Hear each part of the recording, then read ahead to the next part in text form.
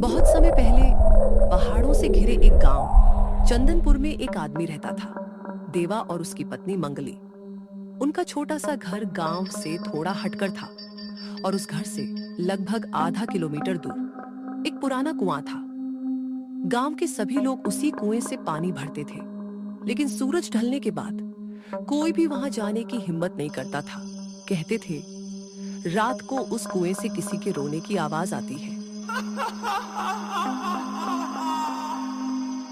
मंगली कई बार देवा से कहती, सुना है उधर कुएं पर कोई काली परछाई दिखती है, वहां रात को कभी मत जाना तुम। देवा हंस देता है और कहता है, अरे ये सब बुजुर्गों की बातें हैं, ऐसा कुछ नहीं होता। एक शाम गांव का एक लड़का पुराने कुएं के पास से गुजर रहा था।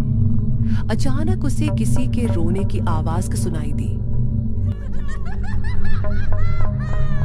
वह डरते डरते कुएं में झांकने लगा, लेकिन नीचे कुछ दिखा ही नहीं।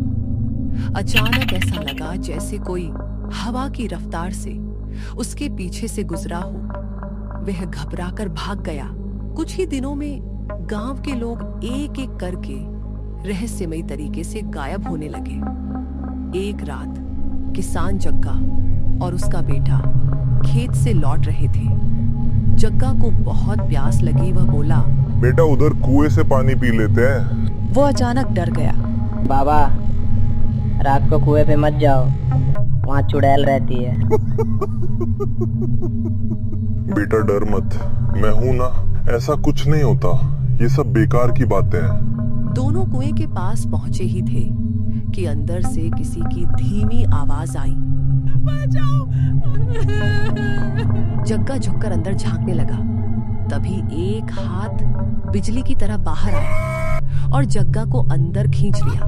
बेटा चीख पड़ा। उसने सब कुछ अपनी आंखों से देखा और डर के मारे गांव की तरफ भाग गया। घर पहुंचकर उसने मां कावेरी को सब बताया। कावेरी पड़ोसियों के पास दौड़ी, लेकिन किसी ने विश्वास नहीं किया। कावेरी रोते हुए सरपंच धर्माराम के पास गई। उसने पूरी घटना बताई। धर्माराम बोला, अरे जग्गा तो शहर काम से गया है, तुम डर के मारे उल्टी सीधी बातें कर रही हो। तुम घर जाओ, जग्गा आ जाएगा। कावेरी निराश होकर घर लौट गई। कुछ दिन बाद गांव के दो चरवाहे रामू और श्यामू अपनी गायें लेकर लौट रहे थे। श्यामू बोला, मैं पानी लेने जा रहा हूँ, तुम यहाँ रुको और गायों को संभालो। वह कुएं की तरफ गया ही था कि उसे एक औरत की आवाज सुनाई दी, पानी, मुझे पानी। श्यामू चारों तरफ देखने लगा, कोई नहीं था। वह झुका ही था कि फिर से वही हाथ बाहर आया और उसे अंदर खींच लिया। रामू इंतजार करता रहा। जब बहुत देर हो गई तो वह कुएं पे गया। उसे केवल श्यामू की चप्पलें मिली। गांव में फैल गया कि कुएं पर चुड़ैल है। कहानी यहीं नहीं रुकी। एक शाम सब्जी वाला मनीष अपने ठेले पर सब्जियां धोने कुएं पर गया। जैसे ही उसने बाल्टी डाली, पानी लाल दिखा।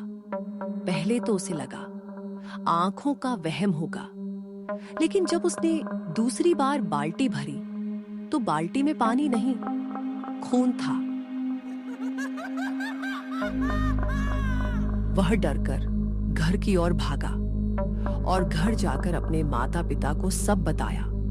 उसकी माँ बोली, कहीं तुमने कुछ गलत देख लिया होगा, ऐसा कुछ नहीं है कुएं पर। नहीं अम्मा, वो कुआं ठीक नहीं है, कुछ तो है उधर।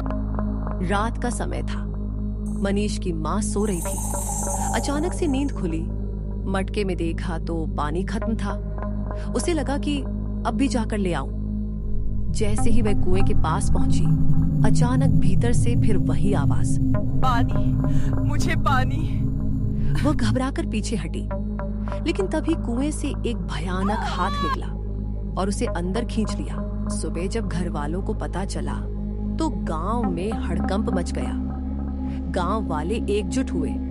धर्माराम बोला, गांव के लोग एक एक करके गायब हो रहे हैं। आज रात सब साथ में जाकर देखेंगे आखिर हो क्या रहा है। पूरे गांव के लोग मशाले लेकर कुएं के पास इकट्ठा हुए।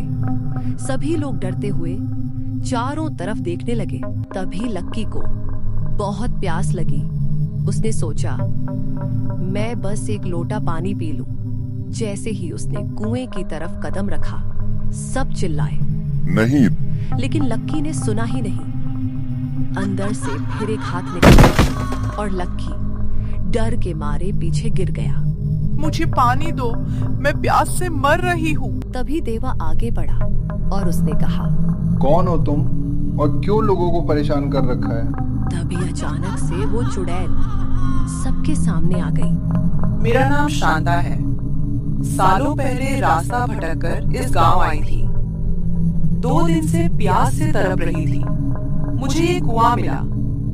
जैसे ही पानी भरने झुकी, मेरा पैर फिसल गया और मैं कुएं में गिरकर मर गई।